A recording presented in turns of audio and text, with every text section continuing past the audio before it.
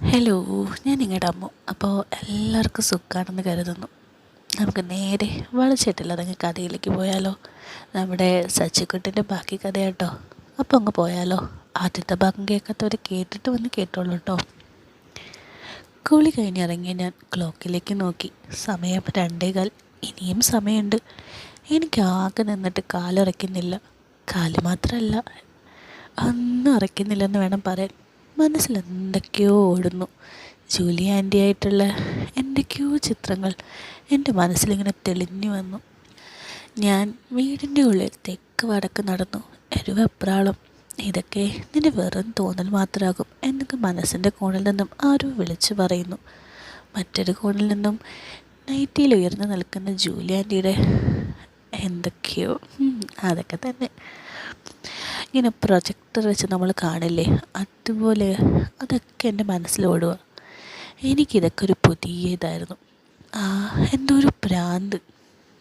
ഒരു 2:55 ആയപ്പോഴേക്കും ഞാൻ തോർത്തൊക്കെ എടുത്ത് മുഖമൊക്കെ തുടച്ച് പൗഡറൊക്കെ ഇട്ട് വീടും പൂട്ടി ജൂലി ആൻറ്റിയുടെ വീട് ലക്ഷ്യമാക്കി നടന്നു. എൻ്റെ നെഞ്ചിൽ ഒരു ശിങ്കാരിമേളം തന്നെ നടക്കായിരുന്നു. ഇനി എന്ത് അറിയില്ല. കുറേ ഡയലോഗ് അടിക്കാൻ മാത്രം അറിയാം. ഞാൻ ഇക്കാര്യത്തിൽ വട്ടപൂജയാണെന്ന തിരിച്ചറിവുണ്ടായ നിമിഷങ്ങളായിരുന്നു അത്. ഈ ചിന്തകൾ എൻ്റേതിനെ ഒരു ശമനം ഉണ്ടാക്കിയെന്നത് മറ്റൊരു സത്യം.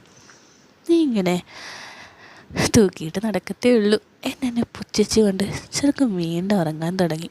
അത് നന്നായെന്ന് എനിക്കും തോന്നി. ഈയിടെയായിട്ട് ആൻറ്റിയുടെ നോട്ടം ആദ്യം പോകുന്നത് അവിടേക്ക്. അതും ഇങ്ങനെ സെറ്റായിട്ട് നിന്നാൽ ഒട്ടും ശരിയാവില്ല. നമ്മൾ അത്രയ്ക്ക് ഇതാക്കുകയാണെന്ന് ആൻറ്റിക്ക് തോന്നില്ലേ? Aunty, Julie aunty. ഞാൻ വെളിയിൽ നിന്നുകൊണ്ട് തന്നെ വിളിച്ചു. 1 വർഷത്തിൽ കൂടുതലായി ഞാൻ വീടിൻ്റെ ഉള്ളിൽ കടന്നിട്ട്. ഒരിക്കൽ മരൻ അവധിക്ക് വന്നപ്പോൾ അവളുടെ റൂം ഒന്ന് മോടി പിടിപ്പിച്ചത് കാണിക്കാൻ വേണ്ടി വന്നതാണ്. ബാസച്ചു എന്നൊക്കെ നിർബന്ധിച്ചിട്ടും ഞാൻ നൈസായിട്ട് അതിൽ നിന്ന് ഒഴിവായി. അവളൊരു പാവമായിരുന്നു കേട്ടോ. വലിയ പഠിപ്പിൻ്റെ ഒരു അഹങ്കാരവും അവൾക്കില്ലായിരുന്നു. പ്രായത്തിൽ എന്നെക്കാൾ ഇളയതാണെങ്കിലും എൻ്റെ കളിക്കൂട്ടുകാരിന്ന് വേണമെങ്കിൽ പറയാം. ആൾ സുന്ദരിയാണെങ്കിലും ഞാൻ ഇതുവരെ മനസ്സുകൊണ്ട് അവളെ ഒന്നിനും ശ്രമിച്ചിട്ടില്ല. അതെന്താന്ന് എനിക്കറിയില്ല. പക്ഷേ ആ സമയം ഞാൻ ജൂലി ആൻറ്റിയെ വെറുത്ത് തുടങ്ങിയ സമയമായിരുന്നു. അതിനാൽ ഞാൻ എൻ്റെ കഴിവിൻ്റെ പരമാവധി ജൂലി ആൻറ്റിയുടെ മുന്നിൽ പെടാതെ നടക്കാൻ ശ്രമിച്ചിരുന്നു. സജ്ജു, നീ എന്താടാ അവിടെ തന്നെ നിന്ന് കളഞ്ഞ് അകത്തേക്ക് കയറി വാ. ജൂലി ആൻറ്റിയുടെ ശബ്ദം എന്നെ ഈ ചിന്തയിൽ നിന്ന് പുറത്തേക്ക് ഇറക്കി. ഞാനൊന്ന് മടിച്ചു. പക്ഷേ ഞാൻ ഇച്ഛിച്ചത് നടക്കണമെങ്കിൽ ആൻറ്റിയുടെ ക്ഷണം സ്വീകരിച്ചേ മതിയാവൂ. വെളിയിൽ നിന്ന് ആൻറ്റിയും ഒന്നും തരാൻ പോണില്ല. ഇനി എൻ്റെ കിനാവുകളൊക്കെ സത്യമാണെങ്കിലോ, ആൻറ്റിക്ക് ഒരു ദുരുദ്ദേശം ഉണ്ടെങ്കിലോ. പോരാത്തതിന് ആൻറ്റി പുറത്തേക്ക് ഇറങ്ങാതെ അകത്ത് നിന്ന് തന്നെയാണ് എന്നെ തീക്ഷ്ണമായി നോക്കി മാടി വിളിക്കുന്നത്. ആരോ കീ തിരിച്ച പാവയെപ്പോലെ ഞാൻ ഉള്ളിലേക്ക് കയറി. ആൻറ്റിയിലൊരു നിഗൂഢമായ ചിരി. എന്തോ വരണ്ട തൊണ്ടയിലൂടെ ഞാൻ കഷ്ടപ്പെട്ട് വെള്ളം ഇറക്കാൻ നോക്കുന്നത് കണ്ട ആൻറ്റി ഒന്ന് ചിരിച്ചു. അതൊരു കുസൃതി ചിരിയായി മാറിയോ അറിയില്ല. പെണ്ണുങ്ങളുടെ മനസ്സ് കടലിൽ മുങ്ങിക്കിടക്കുന്ന ടൈറ്റാനിക് കപ്പൽ പോലെയാണെന്ന് ഇടയ്ക്കെൻ്റെ ആശാൻ പറയാറുണ്ട്. എത്ര കഷ്ടപ്പെട്ടാലും അത് ഉപരിതലത്തിലെത്തിക്കാനോ അതിൻ്റെ പിന്നിലെ നിഗൂഢതകൾ മാറ്റാനോ പുരുഷന്മാർക്ക് സാധിക്കത്തില്ല എന്ന പുള്ളിക്കാരൻ്റെ വാദം ശരിയാ. എനിക്കും തോന്നിയ നിമിഷം. ഇരിക്ക് സജ്ജു, ഞാൻ കുടിക്കാൻ എന്തെങ്കിലും എടുക്കാം. എത്ര നാളായി നീ ഇവിടെ ഒന്ന് കയറിയിട്ട്. ആൻറ്റി എന്നെ മറുപടി കാത്തു നിൽക്കാതെ അടുക്കള വശത്തേക്ക് നടന്നു നീങ്ങി. എനിക്കപ്പോൾ വേണ്ടാന്ന് പറയാനും തോന്നിയില്ല. ഒന്ന് ചിരിച്ചെന്ന് വരുത്തി, അത്രമാത്രം. നടന്നു പോകുന്ന ആൻറ്റിയെ ഞാനൊന്ന് നോക്കി.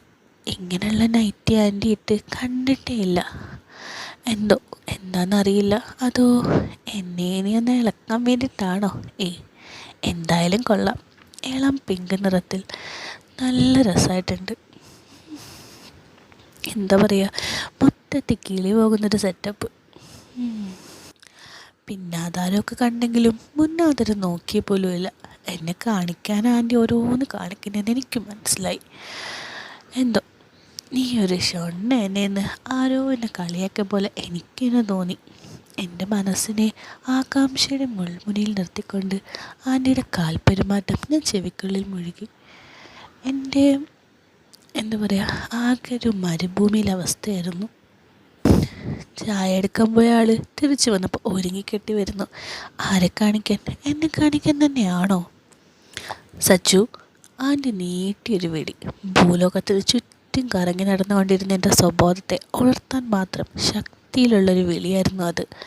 എന്താ എന്താ ആൻറ്റി? ഞാൻ വിക്കിപ്പോയി. ആൻറ്റി എന്നെ അല്പം കൂടി അടുത്ത് വന്ന് എൻ്റെ തലയിലൊരു കൊട്ട് കെട്ടി.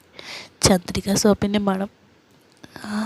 തലകുളിച്ചിട്ടില്ല എന്ന് തോന്നുന്നുണ്ട്, എന്നാലും മൊത്തത്തിലൊന്ന് ഫ്രഷ് ആയിട്ടുണ്ട്. എന്തോ കള്ളത്തരം മനസ്സിൽ വിചാരിച്ചിട്ടുണ്ട്, അതാ ഇപ്പോൾ ഒരു വിക്കൽ. ആൻറ്റി കൊട്ടുന്ന താളത്തിൽ കുസൃതി നിറഞ്ഞ ചിരിയോടെ പറഞ്ഞു.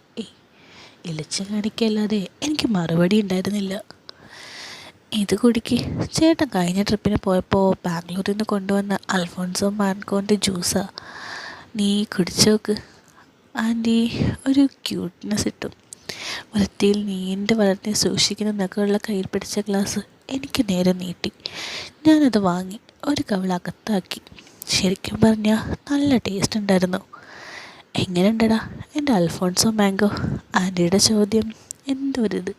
കള്ളം, ആൻറ്റിയുടെ മാംഗോ. ഞാൻ ആൻറ്റിയുടെ അവിടേക്ക് നോക്കി ഇങ്ങനെ കാച്ചി. ആൻറ്റിയുടെ മുഖമൊന്ന് തെളിഞ്ഞു. ഞാൻ പ്രതീക്ഷിച്ചത് ഒരു ഓട്ടോ, എന്താ പറയുക, ഓട്ടോ അല്ല, ഒരാട്ടോ അല്ലെങ്കിൽ മുഖത്തൊരു വെറുപ്പായിരുന്നു. ഇതിപ്പോൾ റൂട്ട് ക്ലിയറായിട്ട് വരുന്ന പോലെ. അതോ ആൻറ്റി ഒരു നിഷ്കളങ്കയാണോ? അഞ്ചു ചേച്ചി പോയോ? അവിടെ ഒറ്റയ്ക്കിരിക്കുമോ? സുന്ദരി പെണ്ണിനെ ഓർമ്മ വന്നപ്പോൾ ഞാൻ അന്വേഷിച്ചു. അവൾ കഴിച്ചു കഴിഞ്ഞപ്പോൾ ഒന്ന് ഭയങ്കര വരാം, നല്ല ക്ഷീണമെന്ന് പറഞ്ഞ് പോയി സച്ചു. ആൻറ്റി വലിയ താല്പര്യമില്ലാത്ത മട്ടിൽ മറുപടി തന്നു. ഇനി എന്ത് ചോദിക്കണമെന്ന് അറിയാത്ത കൊണ്ട് ഞാൻ ജ്യൂസ് പതിയെ നുണഞ്ഞു. മുറിയിൽ മൗനം മാത്രം. സച്ചു, കൂലി എത്രയടാ വേണ്ടേ? മൗനം മുറിക്കാനെന്ന വണ്ണം ആൻറ്റി ചോദിച്ചു. അത് ആൻറ്റിയുടെ ഇഷ്ടം പോലെ, അറിഞ്ഞു തന്നാൽ മതി. ഞാൻ പെട്ടെന്ന് മറുപടി നൽകി. എന്തൊക്കെ പറഞ്ഞാലും പണിയെടുത്ത കൂലി വാങ്ങണം, അതെനിക്ക് നിർബന്ധം. വേണ്ടാന്ന് ആരോടും പറയില്ല. ഈ ഒരു സാഹചര്യം ആയതുകൊണ്ട് മാത്രം ഞാൻ കണക്ക് പറഞ്ഞില്ല, അത്രയേ ഉള്ളൂ. അങ്ങനെയാണോ? എന്നാൽ എനിക്കറിയാൻ വയ്യാത്തോണ്ടാ സച്ചു ഈ കൂലിൻ്റെ കാര്യം. നല്ല പണിക്കാരന് നല്ല പ്രതിഫലം തരണമല്ലോ. ഞാൻ അറിഞ്ഞു തന്നിട്ട് എന്തെങ്കിലും കുറവ് വന്നാലോ? ആൻറ്റിയുടെ ചോദ്യം എന്നെ കുഴയ്ക്കുന്നതായിരുന്നു. ഇനി എത്ര പറയും? ആൻറ്റി, അങ്ങനൊന്നുമില്ല, ചെറിയ പണി, അതും കുറച്ച് നേരം കൊണ്ട് തീർന്നു. ഇതിലെന്ത് പറയാനാ? ആൻറ്റിയുടെ ഇഷ്ടം പോലെ എന്ത് തന്നാലും ഞാൻ വാങ്ങും. ഞാനതിന് മറുപടി പറഞ്ഞ് വീണ്ടും ജ്യൂസ് നുണയാൻ തുടങ്ങി. ശരി. ആൻറ്റി എന്തോ ആലോചിച്ച് കണക്കുകൾ കൂട്ടി എനിക്ക് അഭിമുഖമായി ഒരു കസാരയിലിരുന്നു. വീണ്ടും മൗനം.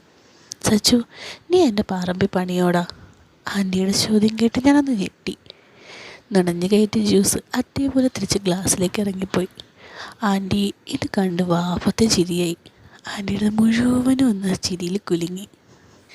അതിന് ഈ പറമ്പൊക്കെ നല്ല വൃത്തിയായിട്ട് കിടക്കാണല്ലോ. ചമ്മി നാറിയ ഞാൻ വീണെടുത്തുനിന്ന് എഴുന്നേക്കാൻ എന്നവണ്ണം ചോദിച്ചു. പറമ്പ് വൃത്തിയായി കിടന്നാൽ മാത്രം മതിയോ സച്ചു? ഇടയ്ക്കതിലെന്തെങ്കിലുമൊക്കെ പണി ചെയ്യണ്ടേ? കുറച്ച് വിത്തെങ്കിലും ഇറക്കാതെ തരിശായിട്ട് കിടന്നിട്ട് എന്താ ഗുണം എനിക്ക്? ആനിയുടെ ചോദ്യം വീണ്ടും എന്നെ കുഴപ്പിച്ചു. പറയുന്നത് പറമ്പിനെ പറ്റി തന്നെയാണോ? നിങ്ങൾക്കെന്താ തോന്നുന്നേ? പറമ്പ് തന്നെയാണോ? എന്ത് വിത്ത് ആൻറ്റി ഇറക്കേണ്ടേ? നിഷ്കളങ്ക അഭിനയം തുടർന്ന് ഞാൻ. ആൻറ്റിയുടെ മുഖം മാറി. ചുവപ്പ് നിറം കവിളിൽ പടർന്നു. നിൻ്റെ വിത്ത്? നീ പൊട്ടം കളിക്കട്ടെ സച്ചു. ഞാൻ പറയുന്നതൊക്കെ നിനക്ക് മനസ്സിലാവേണ്ടതെന്ന് എനിക്ക് നല്ല രീതിക്ക് അറിയാം. നീയല്ലേ പറഞ്ഞത് ഒശിരുള്ള പണിക്കാരനുള്ളപ്പോൾ എന്തിനാ ഒറ്റയ്ക്ക് പണിയെടുത്ത് കഷ്ടപ്പെടുന്നതെന്നൊക്കെ? ആനയുടെ മുഖം ഇപ്പോൾ കണ്ട പേടിയാകും, അതുപോലെ ദേഷ്യം. ഞാൻ ശരിക്കും ഭയന്നു എന്ന് വേണം പറയാൻ. എന്താ എന്താ ആൻറ്റി, എനിക്ക് മനസ്സിലാവുന്നില്ല. ഇവിടെ ഇപ്പോൾ എന്താ സംഭവിക്കുന്നതെന്ന് അറിയില്ലേ നിനക്ക്? ഞാൻ പൊട്ടം കളിക്കുകയല്ല സുഹൃത്തുക്കളെ, എനിക്ക് ചിന്താശേഷി നഷ്ടമായതാ ശരിക്കും. സജു, നീ കളിക്കല്ലേ. ഈ നശിച്ച ജീവിതം ഇങ്ങനെ ആയിപ്പോയി. ഇതിൽ പൊരുത്തപ്പെട്ടു പോകാമെന്നൊക്കെ വിചാരിച്ച് അടങ്ങി ജീവിച്ച് എന്നെ ഓരോന്ന് കാണിച്ചിട്ട് ഓരോന്ന് പറഞ്ഞിളക്കിയത് നീ തന്നെയല്ലേ. ഇനി എന്ത് വന്നാലും ജീവിതം ആസ്വദിക്കുക എന്ന് ഉറപ്പിച്ച എന്നോട്, അതും നിൻ്റെ ഒരാളുടെ വാക്ക് കേട്ടി ഇറങ്ങി തിരിച്ചെന്നോട്, നീ നീ ഞാനൊരു പെണ്ണല്ലേടാ, എനിക്കില്ലേടാ ആഗ്രഹങ്ങളൊക്കെ. ആൻറ്റി എന്തൊക്കെയോ പിച്ചും പേയും പറഞ്ഞ് മുഖം പൊത്തി പൊട്ടിക്കരയാൻ തുടങ്ങി. ആൻറ്റി എന്താ പ്രശ്നം? എന്തായാലും പറയ്. ഞാനൊരു മണ്ടൻ ആൻറ്റി, എനിക്കൊന്നും അറിയില്ല, അതുകൊണ്ടല്ലേ. പ്ലീസ് കരയല്ലേ. എന്നെക്കൊണ്ട് പറ്റുന്നതാണെങ്കിൽ എന്ത് പ്രശ്നവും ഞാൻ പരിഹരിച്ചു തരാം. എന്താ സംഭവം എന്ന് മനസ്സിലായില്ലെങ്കിലും ഞാൻ ആൻറ്റിയെ സമാധാനിപ്പിക്കാൻ ശ്രമം ആരംഭിച്ചു. എഴുന്നേറ്റ് പോയി ആൻറ്റിയുടെ തോളി പിടിച്ചു. എൻ്റെ കണ്ണിലും കണ്ണുനീർ വരുന്നു. അയ്യേ, ആൺകുട്ടികൾ കരയാൻ പാടില്ല, ആരോ മന്ത്രിച്ചു. പെട്ടെന്ന് ജൂലി ആൻറ്റി എഴുന്നേറ്റ് എന്നെ വാരി പുണർന്നു. സച്ചു, എൻ്റെ സച്ചു. ആൻറ്റിയിൽ നിന്ന് നേർത്ത ശബ്ദം എൻ്റെ ചെവിയിൽ മുഴങ്ങി. ആൻറ്റിയുടെ ഇഷ്ടങ്ങളൊക്കെ എൻ്റെ ഇതാക്കി. കരഞ്ഞ് കൺമഷിയൊക്കെ ഒഴുകി പടർന്ന കണ്ണിൽ ഒരു തിളക്കം. എല്ലാം പറഞ്ഞു കഴിഞ്ഞപ്പോൾ ചുണ്ടിലൊരു ചിരി. സച്ചു, ഇവിടെ ഇരിക്കെ, ഞാൻ പറയട്ടെ. ജൂലി ആൻറ്റി എൻ്റെ കൈ പിടിച്ചെന്നെ അടുത്തുള്ള സോഫയിലിരുത്തി. ഞാനൊന്നും മിണ്ടിയില്ല.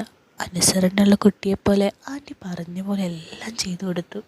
ആൻറ്റി എൻ്റെ തൊട്ടടുത്ത് ഒരു കാമുകിയെപ്പോലെ ഓരോന്ന് കാണിച്ചു കൂട്ടായിരുന്നു. സച്ചു, ഞാൻ പറയും നിനക്ക് മനസ്സിലാക്കാൻ പറ്റുമെന്ന് എനിക്കറിയില്ല, എന്നാലും നീ കേൾക്കണം. അതിനുശേഷം നിനക്ക് തീരുമാനിക്കാം എൻ്റെ പ്രശ്നം തീർക്കണോ വേണ്ടയോ എന്ന്.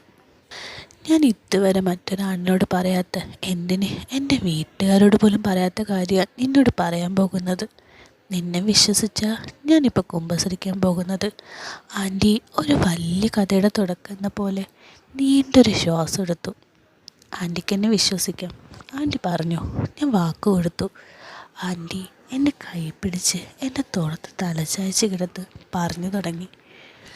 സച്ചു, നിനക്കറിയോ, എൻ്റെ കുടുംബം ഒരു പാവപ്പെട്ട കുടുംബമായിരുന്നു. എൻ്റെ അപ്പന് വാദം പിടിച്ച് കിടക്കായിരുന്നു. അമ്മയ്ക്ക് അംഗൻവാടിയിലൊരു തൂപ്പ് ജോലി.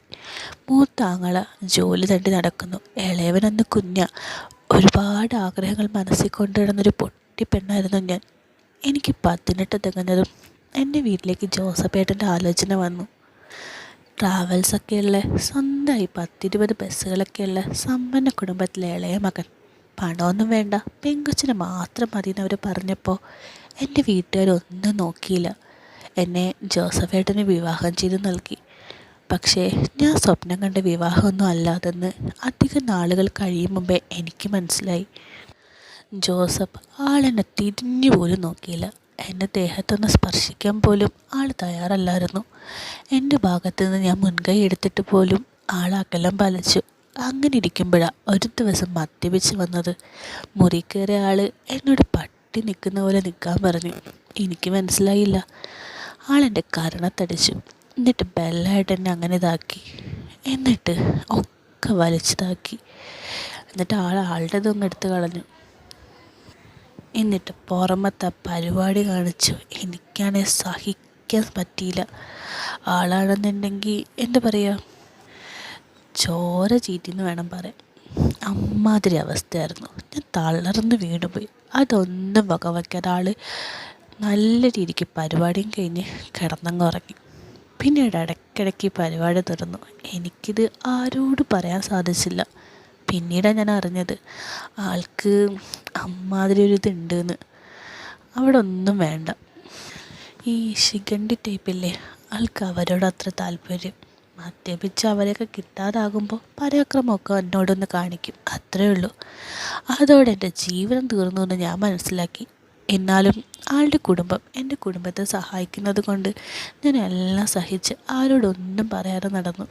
എനിക്ക് കുട്ടികളുണ്ടാകാതായപ്പോൾ ആ സഹായങ്ങൾ കുറഞ്ഞു വന്നു. എൻ്റെ അമ്മയാണ് എന്നോട് വേഗം ഒരു കുട്ടിയെ പ്രസവിക്കാനുള്ള വഴി നോക്കാൻ പറഞ്ഞ്. ഞാൻ അയാളോടത് കാല് പിടിച്ച് കേണപേക്ഷിച്ചു. ഒരു തവണയെങ്കിലും അവിടേക്കൊന്ന് ഇതാക്കാൻ.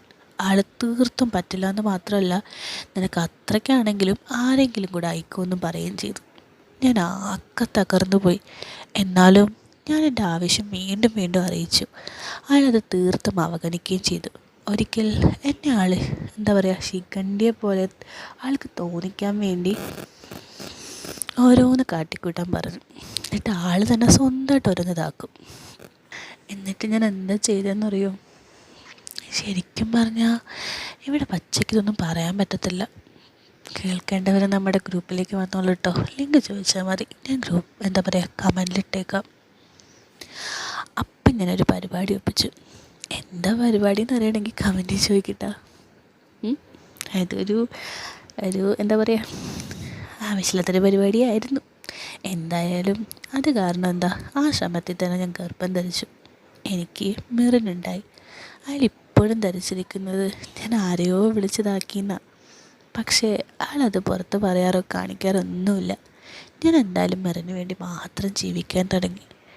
എൻ്റെ നിർഭാഗ്യമാണോ ആളുടെ കയ്യിലിരിപ്പാണോ എന്നറിയില്ല, കുറച്ച് നാൾക്ക് ശേഷം അയാളുടെ ദൂർത്ത് കാരണം ഞങ്ങൾ അയാളുടെ സഹോദരങ്ങൾ വീട്ടിൽ നിന്ന് അടിച്ചിറക്കി. ആകെ അയാൾക്ക് കൊടുത്തത് കുറച്ച് പണവും ഒരു ബസ്സുമാണ്. എനിക്കും മെറിനും ഉള്ളത് അയാൾ അറിയാതെ അവരിപ്പോഴും അയച്ചിടാറുണ്ട്. അങ്ങനെയാണ് ഞങ്ങൾ ശരിക്കും ഇവിടെ എത്തിപ്പെടുന്നത്. ആൻറ്റി നിർത്തി. ഒരു ഭാരം ഇറക്കി വെച്ച പോലെ ശ്വാസം വിട്ടു. ഞാനൊരു പ്രതിമ കണക്കിതെല്ലാം കേട്ട് ഞെട്ടിയിരിക്കുക.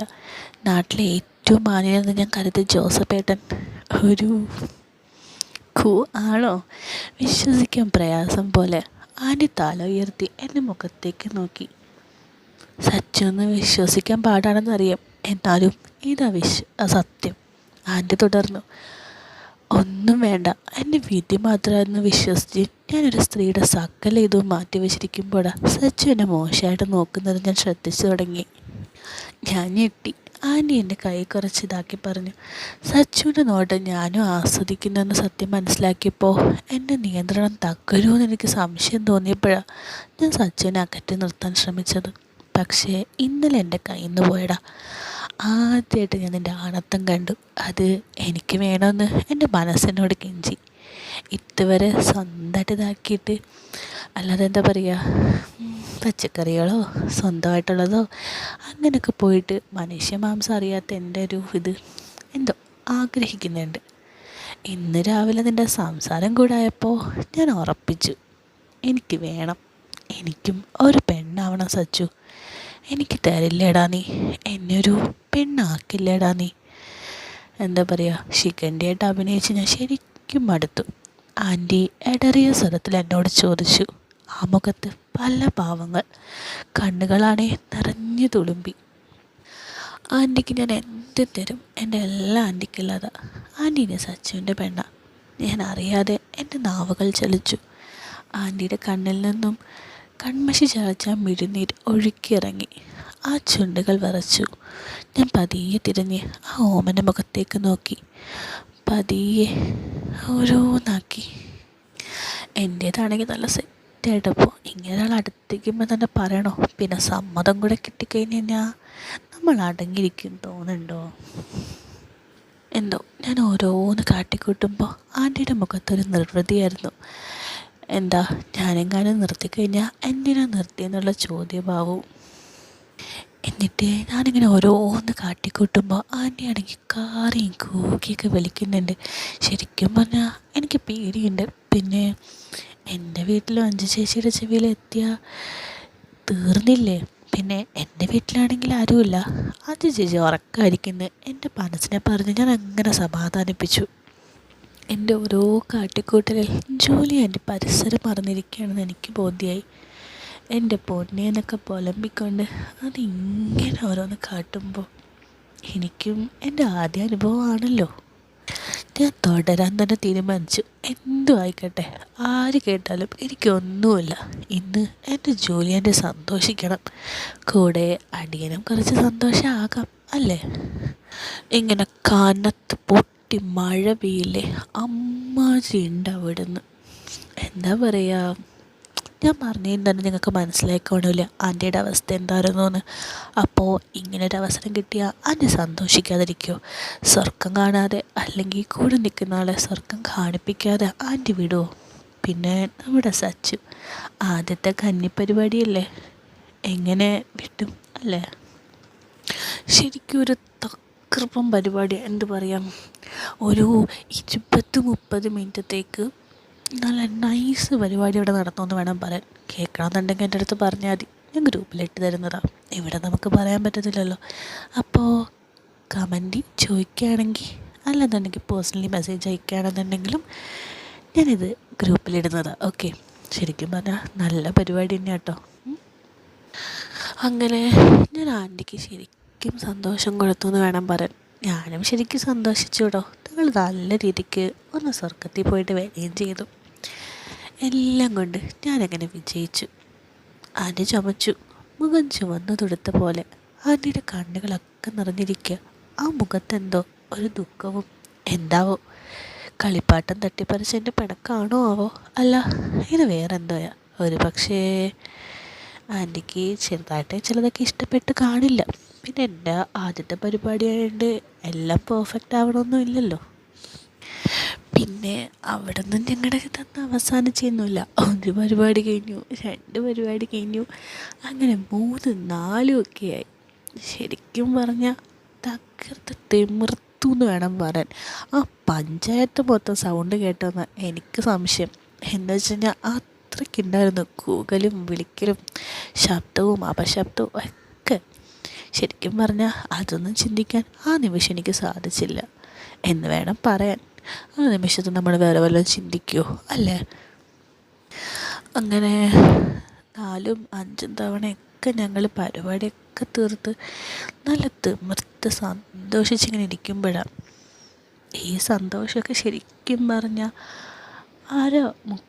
മുക്കാൽ മണിക്കൂറിൽ കൂടുതൽ എന്തായാലും ഉണ്ട്. അത് നല്ല പച്ചക്ക് കേൾക്കണമെങ്കിൽ പറഞ്ഞാൽ മതി കേട്ടോ.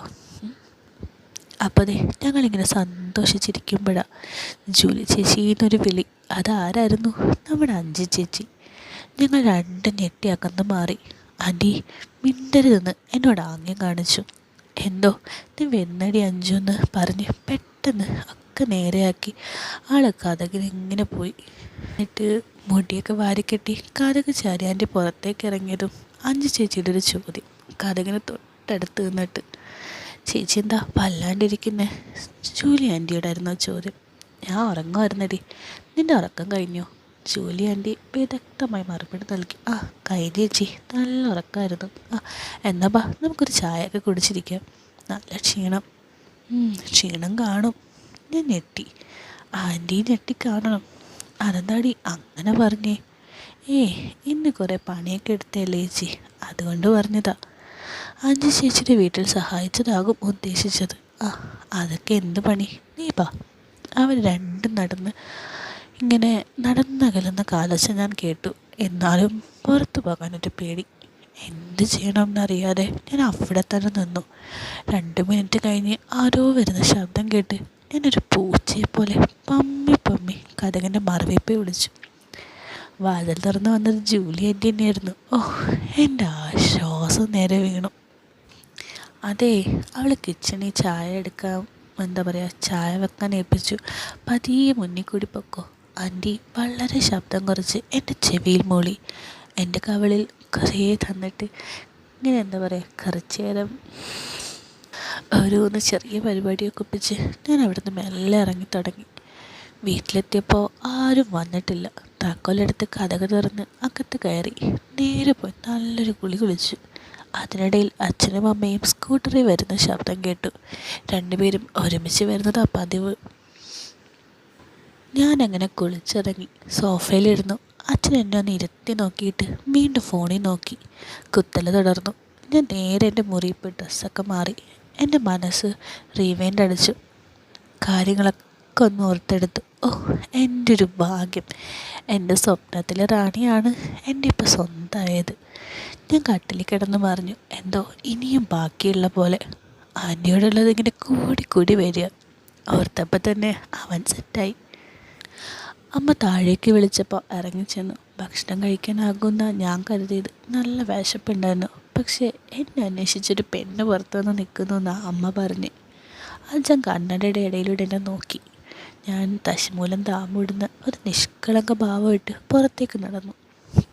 ആരാണാവോ ഈ രാത്രിയിൽ എന്നെ തേടി? ആൻറ്റിയല്ല. ആൻറ്റിയാണെങ്കിൽ അമ്മ ഏതൊരു പെണ്ണെന്ന് പറയില്ല. പുറത്തേക്ക് ഇറങ്ങിയപ്പോൾ ഒരു ടോർച്ചായിട്ട് നിൽക്കുന്നു അഞ്ചു ചേച്ചി. ഇതെന്ത്? എന്താ ചേച്ചി? ഞാൻ ചോദിച്ചു. ആരാടാ അത്? ചേച്ചി പറയും മുമ്പ് അകത്ത് നിന്ന് അച്ഛൻ വിളിച്ച് ചോദിച്ചു. ഞാൻ അഞ്ചു, ജൂലി ചേച്ചിയുടെ നാത്തൂന. ഇവിടെ അപ്പുറത്തെ വീട് ഞങ്ങൾ വാങ്ങിയിരുന്നു. ഇന്നാ ഇങ്ങോട്ടേക്ക് കയറിക്കൂടിയത്. ചേച്ചി നീട്ടി വിളിച്ച് പറഞ്ഞു. ജൂലി ആൻറ്റി എന്ന പേര് കേട്ടതും കിളിനാദം പോലുള്ള ശബ്ദം കേട്ട് അച്ഛൻ ഇറങ്ങി വന്നു. അല്ല, എൻ്റെ അല്ലേ തന്തപ്പടി, അങ്ങനെ ഇല്ലെങ്കിലേ ഉള്ളൂ. പുറത്ത് നിൽക്കുന്ന സുന്ദരിയെ അച്ഛൻ അടിമുടിയൊന്ന് നോക്കി. കള്ളക്കിളവൻ ഭയന്നോട്ടം ഇപ്പോഴും നല്ല പോലെ ഉണ്ട്. ഞാൻ മനസ്സിലോർത്തു. അമ്മയും പുറത്തേക്ക് ഇറങ്ങിയപ്പോൾ അച്ഛൻ്റെ സ്കാനിങ് നിന്ന്. അല്ലെങ്കിലും അച്ഛൻ ഉപദ്രവകാരിയൊന്നും അല്ല. ചെറിയ പഞ്ചാരയുടെയും വായ്നോട്ടവും അത്രേ ഉള്ളൂ. അമ്മയെ പേടിയുണ്ട്, അതുകൊണ്ട് ചീത്തപ്പേരൊന്നും ഇതുവരെ കേൾപ്പിച്ചിട്ടില്ല. ഞാൻ ഉള്ളിലൊന്ന് ചിരിച്ചു. ആ, എൻ്റെ മോളെ നേരത്ത് ജൂലി പറഞ്ഞിരുന്നു മോൾ വരുന്ന കാര്യം. ഞാനതങ്ങ് മറന്നുപോയി. അമ്മ ചേച്ചിയെ നോക്കി പറഞ്ഞു. ആ അതെ ചേച്ചി, നാളെ സച്ചിനോട് കുറച്ച് നേരത്തെ വരുമെന്ന് ചോദിക്കാൻ വന്നതാ. വൈകിട്ട് ഞാനും ജൂലിയും ചേച്ചിയും കൂടെ ടൗണിൽ പോകാൻ തീരുമാനിച്ചിരിക്കുക. വീട്ടിലേക്ക് കുറച്ച് സാധനം മേടിക്കാനുണ്ടേ. അഞ്ച് ചേച്ചി കാര്യം അവതരിപ്പിച്ചു. അമ്മ എൻ്റെ മുഖത്ത് സംശയഭാവത്തിൽ നോക്കി. ഇന്ന് അവിടെയായിരുന്നു എനിക്ക് പണിയെന്ന് അമ്മ അറിഞ്ഞിട്ടില്ല. ഞാൻ അമ്മയുടെ കാര്യം പറഞ്ഞു. നാളെ പറമ്പ് വൃത്തിയാക്കാൻ സഹായിക്കാൻ ഏറ്റതും പറഞ്ഞു. ആ, അവൻ രാവിലെ വന്നോളും മോളെ, മോള് ധൈര്യമായിട്ട് പൊക്കോ. അല്ലെങ്കിലും നാട്ടുകാർക്കെങ്കിലും അവനെ കൊണ്ട് ഉപകാരം ഉണ്ടല്ലോ. മാതാശ്രീ എന്നെ നോക്കിയൊന്ന് പുച്ഛിച്ചു. ഞാനൊന്ന് ഇളിച്ച് കാണിച്ചു. സച്ചു 7 മണിയാകുമ്പോൾ വരാവോ? അഞ്ചു ചേച്ചി എന്നോടായിട്ട് ചോദിച്ചു. ഓ വരാമല്ലോ, ഞാൻ പറഞ്ഞു. എന്തെങ്കിലും ആവശ്യമുണ്ടെങ്കിൽ പറഞ്ഞാൽ മതി കേട്ടോ, ഞങ്ങളൊക്കെ ഇവിടെ ഉണ്ട്. തന്തപ്പടി ഗോളടിക്കാനുള്ള ശ്രമം. അമ്മയുടെ നോട്ടത്തിൽ ആ ശ്രമം ഉപേക്ഷിച്ച് അച്ഛനകത്തേക്ക് പോയി. നല്ല ക്ഷീണം, ഞാനൊന്ന് കിടക്കട്ടെ. അച്ഛൻ ആരോടോ പറഞ്ഞുകൊണ്ട് പോയി. ഞാനും അമ്മയും ചിരിച്ചു. അത് കണ്ട് ചേച്ചിയും. അല്ല മോളെ, ജൂലി എവിടെ? മോളെന്താ ഒറ്റയ്ക്ക്? അമ്മയുടെ ന്യായമായ സംശയം. ചേച്ചിക്ക് നല്ല ശരീരവേദന, ഇന്ന് സാധനം എടുക്കാൻ സഹായിച്ചതുകൊണ്ടാണെന്ന് തോന്നുന്നു. അഞ്ചു ചേച്ചി അമ്മയോട് പറഞ്ഞിട്ട് എന്നെ ഒന്ന് പാല് നോക്കി. ഇവനെ പിന്നെ എന്നതിനാണ് നിങ്ങൾ പണിക്ക് വിളിച്ചത്? നിങ്ങൾ എന്നെ ചെയ്യാനാണെങ്കിൽ? അമ്മ എന്നെ രൂക്ഷമായി നോക്കിയിട്ട് ചേച്ചിയോട് ചോദിച്ചു. സച്ചു നല്ലപോലെ പണിതു. ജൂലി ചേച്ചിയും അവൻ്റെ ഒപ്പം നിന്ന് കൊടുത്തു. ഞാൻ അധികമൊന്നും ചെയ്തില്ല ചേച്ചി, അഞ്ചു ചേച്ചി അമ്മയോട് പറഞ്ഞു. മോൾ ഇവനെ വിളിച്ച് എല്ലാം ചെയ്യിപ്പിച്ചാൽ മതി. മോളും ജൂലിയും ഒന്നും ചെയ്യാൻ നിൽക്കണ്ട. കണ്ട തടിമില്ലിലും പാടത്തും പണിയെടുക്കാൻ പോകുന്നതിനേക്കാൾ നല്ലത് നമ്മുടെ വീട്ടിൽ തന്നെ ഇവൻ ജോലികൾ ചെയ്യുന്നതാ, അമ്മ ചേച്ചിയോട് പറഞ്ഞു. ചേച്ചി തിരിച്ചൊരു ചിരി മറുപടിയായിട്ട് നൽകി. എന്നാ ഞാൻ പോട്ടെ ചേച്ചി, പിന്നെ നമുക്ക് വിശദമായിട്ട് പിന്നെ പരിചയപ്പെടാം. ആ എന്നാ ശരി മോളെ. സച്ചു, എന്നാൽ നാളെ കാണാം കേട്ടോ. Good night. നല്ലൊരു ചിരി സമ്മാനിച്ച് ആൾ പോയി. എന്താ പറയുക, ആളുടെ പോക്കും കണ്ട് വെള്ളമിറക്കി നിൽക്കാല്ലാതെ ഇപ്പോൾ ഒന്നും നടക്കില്ലല്ലോ.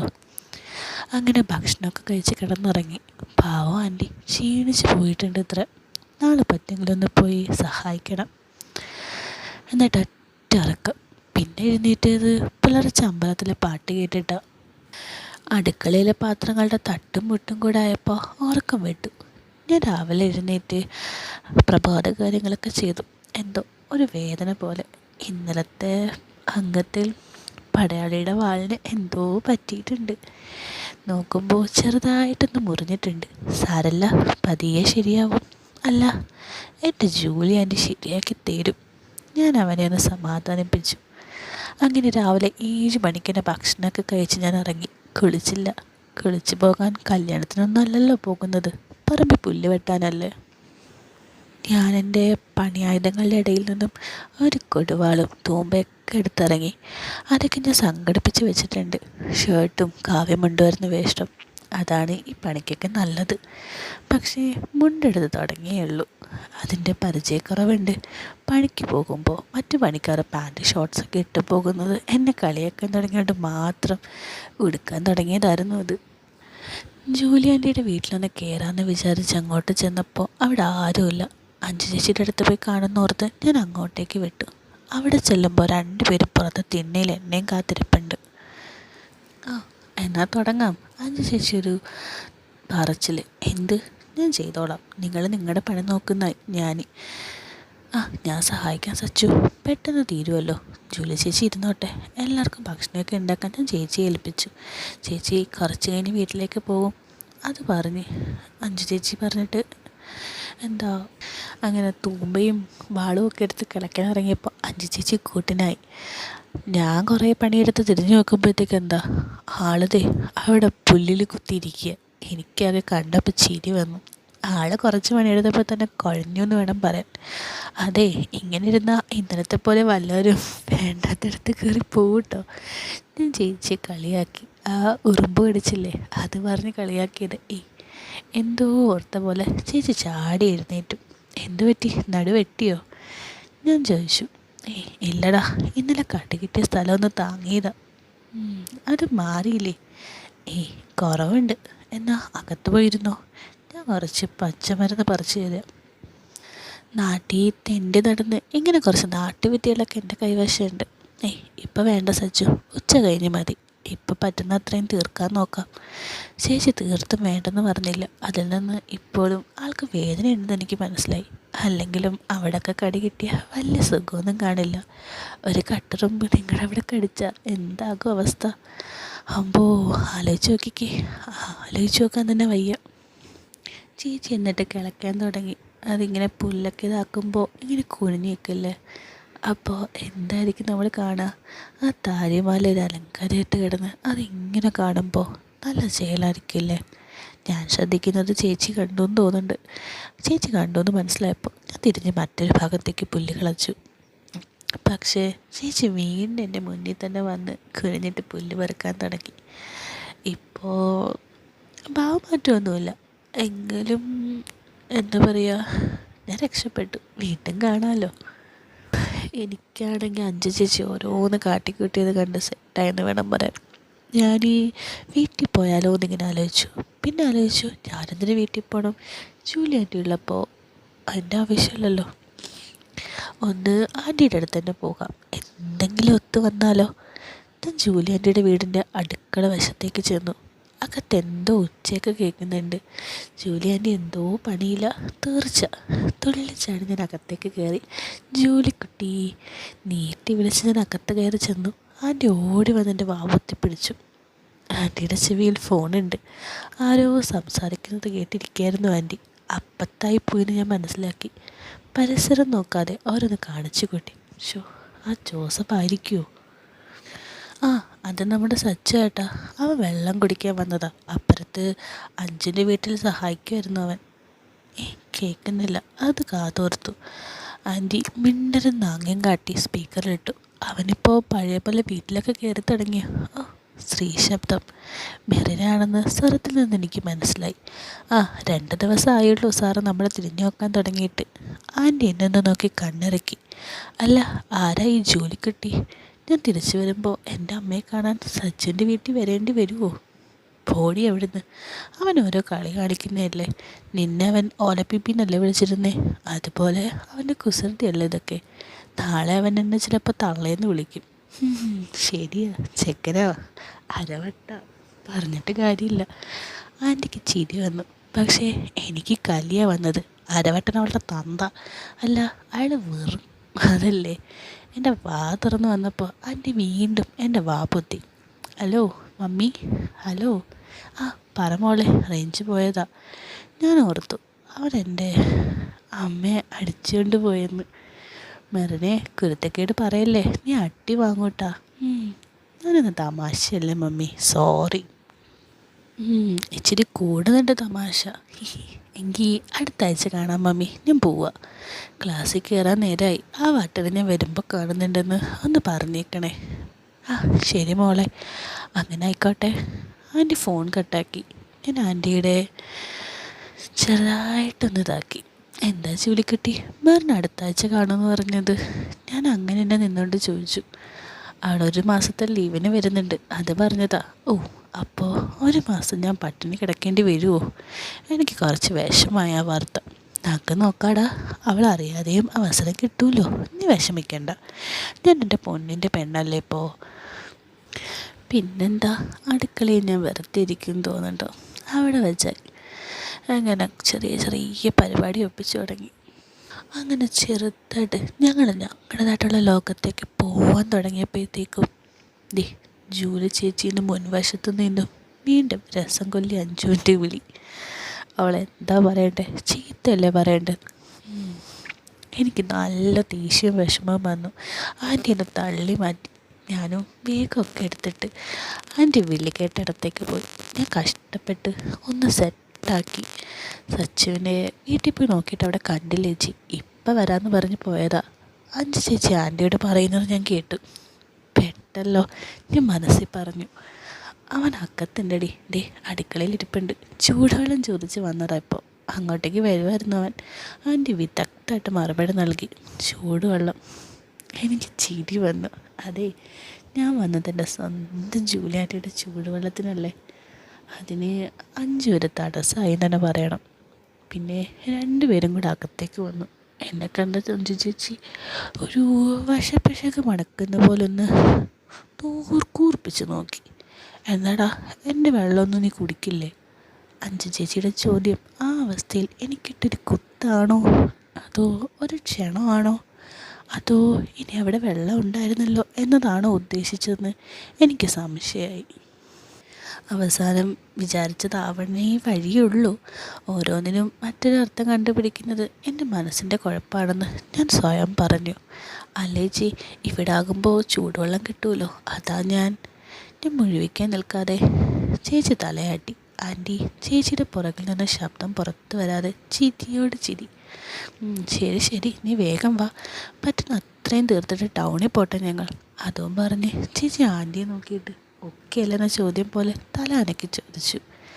ആൻറ്റിയും അതേന്ന രീതിയിൽ തലയാട്ടി. ചേച്ചി പുറത്തേക്ക് ഇറങ്ങിപ്പോയി. തിരിഞ്ഞു നോക്കിയപ്പോൾ ഞാനാണെങ്കിൽ ഓരോന്ന് കാട്ടുക. എന്തോ ഒരു രസം. വൃത്തികെട്ടവൻ. കാര്യം മനസ്സിലായ ആൻറ്റി ഒരു കപട അറപ്പ് മുഖത്ത് വരുത്തി ചിരിച്ചു. പക്ഷേ ചുണ്ടി ചിരിയുണ്ടായിരുന്നു. അങ്ങനെ ഒരു തകർപ്പൻ പരിപാടി വീണ്ടും നടത്തി നല്ല രീതിക്കാക്കി. ഒന്ന് സ്വർഗത്തിൽ പോയിട്ട് തന്നെയായിരുന്നു ഞാൻ അഞ്ചു ചേച്ചിയുടെ വീട്ടിലേക്കുള്ള നടത്തം തുടർന്നത്.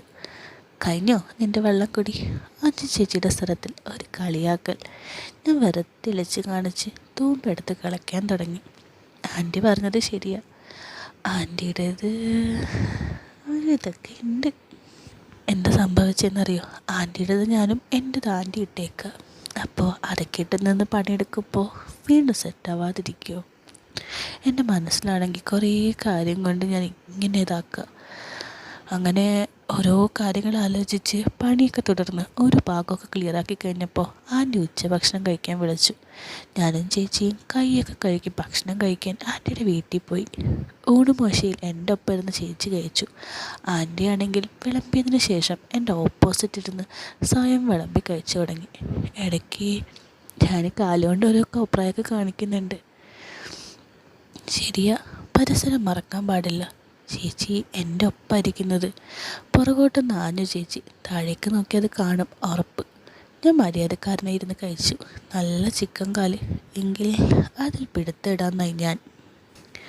ഊണൊക്കെ കഴിഞ്ഞ് കുറച്ച് സമയം ഞങ്ങൾ 3 പേരും TV വെച്ചുകൊണ്ടിരുന്നു. ചേച്ചിയും ആൻറ്റിയും വൈകിട്ട് പുറത്ത് പോകുന്നതിനെ പറ്റി എന്തൊക്കെയോ വാങ്ങണമെന്നൊക്കെയുള്ള ചർച്ചകളായിരുന്നു. ഞാനതൊന്നും ശ്രദ്ധിക്കാതെ TV-യിൽ ദാസനും വിജയനും കൂടി പാവം പവനയ്യെ തള്ളി താഴെയിരുന്നത് നോക്കി കിണിച്ചുകൊണ്ടിരിക്കുക. അങ്ങനെ അരമണിക്കൂർ കഴിഞ്ഞ ശേഷം ഞങ്ങൾ വീണ്ടും പണിക്കിറങ്ങി. ജൂലി ആൻറ്റിയും കൂടെ കൂടി. ഞങ്ങൾ ആദ്യം ചെയ്ത വശത്തിന് എതിർഭാഗം ചെയ്യാനാണ് തീരുമാനിച്ചത്. ആ സൈഡ് പറമ്പിന് തീരെ വീതി കുറവായതിനാലും സമയം തീരെ കുറവായതിനാലും അങ്ങനെ തീരുമാനിച്ചതായിരുന്നു. അവിടെ അത്യാവശ്യം തണലുണ്ട്. ഈ ഉച്ചവെയിൽ അതൊരാശ്വാസമായിരുന്നു. എങ്കിലും തൂമ്പ കൊണ്ട് അധികം പണിയാൻ പറ്റൂല. കല്ലും ചെറുമരങ്ങളും ഒത്തിരിയുണ്ട്. എങ്കിൽ പിന്നെ കത്തി വെച്ച് പുല്ലെറിഞ്ഞ് കളയാമെന്നായി. പറ്റുന്ന സ്ഥലങ്ങളിൽ തൂമ്പയിട്ട് ഇളക്കിയ ശേഷം ഞാൻ അഞ്ചു ചേച്ചിയുടെ കുല്ല് പുല്ലെറിഞ്ഞ് കളയാനും പറിച്ച് കളയാനും തുടങ്ങി. എന്തുകൊണ്ടോ ആൻറ്റിയാണ് പുല്ലെടുത്ത് മാറ്റിക്കൊണ്ടിരുന്നത്. ആൻറ്റി ഇടയ്ക്ക് എൻ്റെ മുന്നിൽ വന്ന് ഓരോന്ന് കാട്ടി കൊതിപ്പിക്കും. എന്നിട്ട് എന്നെ നോക്കി ചിരിക്കും. ഇടയ്ക്ക് അഞ്ചു ചേച്ചി കാണാതെ ഞാൻ ചെറുതായിട്ടൊക്കെ ഓരോന്ന് കാട്ടിക്കൂട്ടാൻ മറന്നിട്ടൊന്നുമില്ല. അങ്ങനെ ചാർജായി നിന്ന് പണി വേഗം തീർത്തുകൊണ്ടിരുന്നു ഞാൻ. ഏതോ ഒരു നിമിഷത്തിൽ സ്വപ്നലോകത്തായിരുന്നു ഞാൻ. അഞ്ചു ചേച്ചിയുടെ മുന്നിൽ പോയി കൊന്തിച്ചിരുന്നു. മുണ്ട് നേരെ ഇടാൻ മറന്നും പോയി. പുല്ല് വലിച്ചു പറിക്കുന്നതിലും ജൂലിയാൻ്റിയുടെ അവിടെയും മാത്രമായിരുന്നു എൻ്റെ ശ്രദ്ധ. അഞ്ചു ചേച്ചി എന്ന കഥാപാത്രത്തെ ശരിക്കും ഞാൻ മറന്നു എന്ന് വേണം പറയാൻ. മുണ്ടിൻ്റെ മടക്കയച്ചിടാതെയാണ് ഞാൻ കൊന്തിച്ചിരുന്നത്. മുണ്ടെടുക്കാനുള്ള ഒരു പരിചയക്കുറവ് വലിയ മണ്ടത്തരാന്നായിപ്പോയി. ഇതൊന്നും അറിയാതെ ഞാൻ പുല്ല് പറിച്ച് ആൻറ്റിയുടെ തൊണ്ടിയിലൊരു കിച്ച് കിച്ച് ശബ്ദം കേട്ടപ്പോഴാണ് ഞാൻ ആൻറ്റി ഒന്ന് നോക്കിയത്. ആൻറ്റി കണ്ണുരുട്ടി എന്നെ അവിടേക്ക് കാണിച്ചു. നോക്കി ഞാൻ ഞെട്ടിപ്പോയി.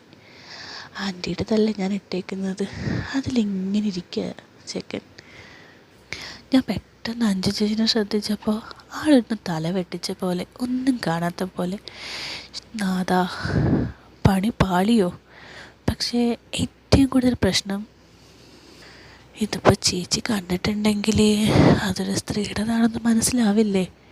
മര്യാദയ്ക്ക് വേറെ ഇട്ടാൽ മതിയായിരുന്നു. വല്ല പാൻറ് ഇട്ടിട്ട് വരാണ്ട് മുണ്ടെടുത്തതല്ലേ ഇപ്പം പ്രശ്നം. അഞ്ചു, തീർന്നല്ലോ, ഇന്നിത് മതി, ബാക്കി നാളെ ചെയ്യാം. ഇനിയും വൈകിയ സാധനങ്ങളൊക്കെ വാങ്ങി വരുമ്പോൾ താമസിക്കും. ചേച്ചിയുടെ ശ്രദ്ധ ആദ്യം മാറ്റിയ നിമിഷം ഞാൻ എൻ്റെ മുണ്ട് വലിച്ച് നേരെ ഇട്ടു. ചിലപ്പോൾ ചേച്ചി കണ്ടിട്ടുണ്ടാവില്ല. എൻ്റെ മനസ്സെന്നെ സമാധാനിപ്പിച്ചു. കാണാതിരിക്കും വഴിയില്ല. ഞാൻ അവനെ തെറി പറഞ്ഞു. എന്നാ അങ്ങനെ ചെയ്യാ ചേച്ചി, സച്ചു ഇന്നത്തേക്ക് മതിയടാ. അഞ്ചു ചേച്ചി ഒന്നും അറിയാത്ത പോലെ പറഞ്ഞു എഴുന്നേറ്റു. എന്നാ നീ പോയി ഒരുങ്ങ്, ഞാനും പോയി കുളിച്ച് റെഡിയായിട്ട് വരാം. അതും പറഞ്ഞ് ആൻറ്റി നടന്നു. വാടാ, നിനക്ക് ഞാൻ തരാം എന്ന് പറയാതെ കണ്ണുകൾ ഉരുട്ടി പറഞ്ഞ് ആൻറ്റി എന്നെ നോക്കിയിട്ടാണ് പോയത്. ഞാൻ ആകെ ധർമ്മസങ്കടത്തിലായി. മുണ്ട് വേണ്ടായിരുന്നു. ഞാൻ എൻ്റെ പണിയായുധങ്ങൾ പുറത്തെ പൈപ്പിൽ കഴുകി. പണിയായുധമെന്ന് വെച്ചാൽ തൂമ്പയും കൊടുവാളും, മറ്റേതല്ല കേട്ടോ. സച്ചു, അഞ്ചു ചേച്ചിയുടെ പുറകിൽ നിന്നുള്ള വിളി. എന്താ ചേച്ചി, ഞാൻ ചോദിച്ചു. ചേച്ചി എന്തോ ചോദിക്കാൻ മടിക്കുന്നത് ഞാൻ അറിഞ്ഞു. എനിക്ക് ആദ്യമായി. എന്താ ചോദിക്കാൻ പോകുന്നത് ചേച്ചി? അതെ, നീ പറഞ്ഞ മരുന്നിൻ്റെ കാര്യം. അഞ്ചു ചേച്ചി കുറച്ച് മയത്തിൽ വളരെ ശബ്ദം കുറച്ചിട്ടാണ് ചോദിച്ചത്. ഓ, എനിക്ക് ആശ്വാസമായി. അത് ചേച്ചി ഇപ്പം പുറത്ത് പോകുമല്ലേ, അതിപ്പം പറഞ്ഞിട്ട് ശരിയാവില്ല. അതിൻ്റെ കൂട്ടിൽ ചൊറിയുന്നൊരു ഇലയുണ്ട്. അത് കടി കണ്ട ഭാഗത്ത്, നീര് വീണ ഭാഗത്ത് മാത്രമേ ഇടാൻ പാടുള്ളൂ. മറ്റു ഭാഗത്തിട്ടാൽ ചൊറിയും. ഇപ്പോൾ ഇട്ടാൽ ചേച്ചി നടക്കുമ്പോൾ ഒരഞ്ഞ് അവിടെ മൊത്തം ആകും. അത് പ്രശ്നമാണ്. ഞാൻ അവിടേക്ക് നോക്കി ഇങ്ങനെ പറഞ്ഞു. എന്നാ വേണ്ട, വന്നിട്ട് നോക്കാം. ചേച്ചി നാണം കൊണ്ട് തല കുമ്പിട്ട് പറഞ്ഞു.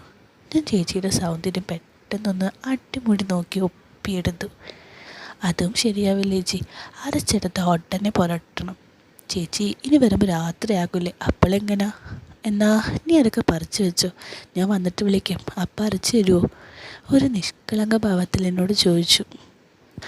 ശരി, അങ്ങനെ ചെയ്യാം. ചേച്ചി എൻ്റെ നമ്പർ വാങ്ങി മിസ് കോൾ അടിച്ചു. അപ്പോൾ എൻ്റെ കയ്യിൽ ഫോണില്ലാത്തത് കൊണ്ട് ഞാൻ വീട്ടിൽ ചെന്നിട്ട് സേവ് ചെയ്യാമെന്നും പറഞ്ഞ് ഇറങ്ങാൻ പോയി. അപ്പോൾ ഫോൺ എടുക്കാനെന്നും പറഞ്ഞായിട്ട് സച്ചു എന്താ എടുത്തത്? ചേച്ചിയുടെ ചോദ്യം എന്നെ നടുക്കി. ഈ പെണ്ണുങ്ങളുടെ ഒരു കാര്യം. അതേ ചേച്ചി, അത് പിന്നെ ചാർജ് ചെയ്യാൻ കുത്തിയിട്ടിട്ട് സ്വിച്ച് ഓൺ ആക്കിയില്ലായിരുന്നു. അതുകൊണ്ട് അവിടെ തന്നെ വെച്ചിട്ട് പോന്നു ഞാൻ. ഓ, പെട്ടെന്ന് എൻ്റെ മനസ്സ് എനിക്ക് നല്ലൊരു കള്ളം പറഞ്ഞു തന്നു. എന്നാൽ ശരി, ഞാൻ ഇപ്പോൾ റെഡി ആവട്ടെ, വന്നിട്ട് വിളിക്കാനും പറഞ്ഞ് ചേച്ചി പോയി. ഞാൻ വേഗം വീട്ടിലേക്ക് നടന്നു. ജൂലി ആൻറ്റിയുടെ വീട്ടിൽ കയറിയില്ല. സമയമില്ലല്ലോ, അവർ പോയിട്ട് വരട്ടെ. പിന്നെ ചിലപ്പോൾ വീണ്ടും ആൻറ്റിയുടെ വക കിട്ടും. അതും വേണ്ട.